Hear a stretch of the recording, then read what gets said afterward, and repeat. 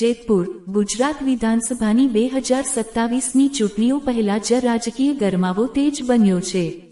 જેતપુરના પીઢ રાજકીય નેતા અને ગુજરાત પ્રદેશ કોંગ્રેસના ડેલિગેટ માધાભાઈ વી વેગડાએ કોંગ્રેસ પક્ષમાંથી પોતાનું રાજીનામું ધરી દેતા સ્થાનિક રાજકારણમાં ખળભળાટ મચી ગયો છે। 1978ની એટલે કે છેલ્લા 45 વર્ષથી પણ વધુ સમયથી કોંગ્રેસ સાથે જોડાયેલા વેગડાએ પક્ષની આંતરિક કામગીરી અને સ્થાનિક નેતાગીરી સામે ગંભીર આક્ષેપો કર્યા છે।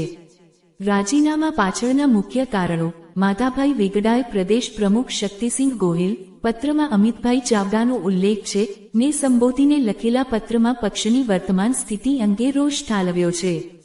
જૂના કાર્યકરોની અવગણના તેમણે આક્ષેપ કર્યો છે કે સ્થાનિક લેવલે જેતપુર શહેર અને તાલુકા કોંગ્રેસના હોદ્દેદારો પાયાના અને વફાદાર કાર્યકરોની અવગણના કરી રહ્યા છે। પેરાશૂટ ઉમેદવારોનો દબદબો પક્ષમાં હજુ હમણાં જ જોડાયેલા લોકોને ટિકિટ આપી પ્રોત્સાહન આપવામાં આવે છે જેઓ પાછળથી પક્ષ પલટો કરી ભાજપમાં જોડાઈ જાય છે।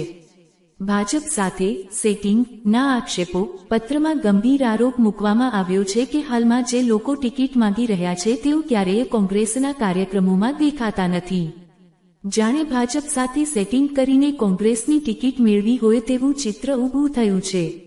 સ્થાનિક નેતાગીરી પર નિશાન જેતપુર તાલુકા કોંગ્રેસ પ્રમુખ ચંદ્રેશ પરમાર સામે પણ તેમણે સવાલો ઉઠાવ્યા છે કે તેઓ પક્ષના હિતને બદલે પોતાના અંગત આર્થિક સ્વાર્થ માટે ભાજપ સાથે મિલીભગત કરી રહ્યા છે। પક્ષની નબળી પડતી સ્થિતિથી નારાજગી માધાભાઈએ પત્રમાં દુઃખ વ્યક્ત કરતા જણાવ્યું હતું કે 2021ની તાલુકા જિલ્લા પંચાયતની ચૂંટણી અને 2022ની વિધાનસભાની ચૂંટણીના નબળા પરિણામો છતાં પક્ષની નેતાગીરી કોઈ સુધારો લાવી રહી નથી। પક્ષમાં સમય સંકલન અને મેનેજમેન્ટનો સદંતર અભાવ જોવા મળી રહ્યો છે। સ્વેચ્છાએ આપ્યું રાજીનામું અંતમાં તેમણે લખ્યું છે કે પક્ષની હાલની દયનીય સ્થિતિ જોઈને તેમને અત્યંત દુઃખ થયું છે અને તેથી તેઓ ભારે હૈયે પક્ષના તમામ હોદ્દાઓ અને જવાબદારીઓમાંથી સ્વેચ્છાએ મુક્ત થઈ રહ્યા છે।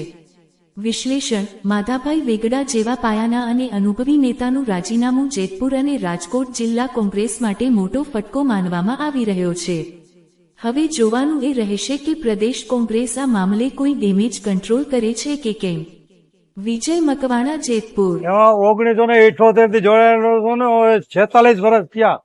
એક ધારા કોંગ્રેસના એકોએક કાર્યક્રમથી માંડીને અસંખ્ય હોદ્દાઓ પણ મેં કોંગ્રેસના રાખ્યા છે અને નગરપાલિકામાં કારોબારી અને બાંધકામ ચેરમેન તરીકે 10 વર્ષ પણ શાસન આપ્યું છે અને સમાજ અને તમામ સમાજનો નેતા તરીકે તમામનું કામ પણ કરેલું છે। અને આજની તારીખે જે કોંગ્રેસની અંદર 2022માં તાલુકા જિલ્લા પંચાયતની ચૂંટણી હતી એ ચૂંટણીમાં પણ કોંગ્રેસને બદલે ગમે તેવા માણસોને તાલુકા પ્રમુખે ટિકિટો આપી હતી। એમાંથી 20 તાલુકા પંચાયતની એમાં 18 ચૂંટણી લડી અને કોંગ્રેસ છોડી અને સીધા ભાજપના ખેસ પહેરી લીધા હતા। 4 જિલ્લા પંચાયતની સીટ હતી એમાં પણ એ લોકો કોંગ્રેસમાં લડવા આવ્યા હતા, લડી અને તાત્કાલિક હારી ગયા એટલે સીધા ભાજપના ખેસ પહેરી લીધા હતા। અને 2027ની અંદર આ ચૂંટણી આવે તો આમાં આ રીતના અત્યારના તાલુકા પ્રમુખો અને એની રીતે સેટિંગ ગોઠવી અને નબળા ઉમેદવારો મૂકે છે। કોઈ દિવસ કોંગ્રેસની અંદર આવ્યા ન હોય કે મિટિંગમાં ક્યાંય હાજર ન થયા હોય એવા લોકોને ટિકિટોની ફાળવણી કરવાના છે। એને માટે દુઃખ વ્યક્ત કરું છું અને હું ગુજરાત પ્રદેશ ડેલિગેટ તરીકે હું આજથી કોંગ્રેસમાં રાજીનામું આપું। કારણ શું રાજીનામું આપવાનું? રાજીનામું આપવાનું કારણ એ છે કે કોંગ્રેસની અંદર જે માણસો કોંગ્રેસના હોય છે અને એ અત્યારે ભાજપના માણસોને મળતિયાઓને લઈને ટિકિટો આપતા હોય અને આ રીતનું થતું હોય એને માટે હું આપું છું। જયારે રાહુલ ગાંધી ગુજરાત પ્રવાસે આવેલા હતા તો ત્યારે તો એમણે કીધું હતું કે જેટલા પણ ભાજપ માટે કામ કરનારાઓ આવા જે કોંગ્રેસમાં છે એને ખસેડી કાઢું। કાર્યવાહી કરી છે કે નહીં? એમણે કોઈ પણ જાતની કાર્યવાહી કરતી નથી અને જિલ્લાની બોડી કે જિલ્લા પ્રમુખ આજ દી સુધી આ ચૂંટણીની અંદર તાલુકા જિલ્લા આવી હજી સુધીની એક ગ્રુપ મિટિંગ કરી નથી અને કોઈ દિવસ એકેય તાલુકાની મુલાકાત પણ નથી કરી।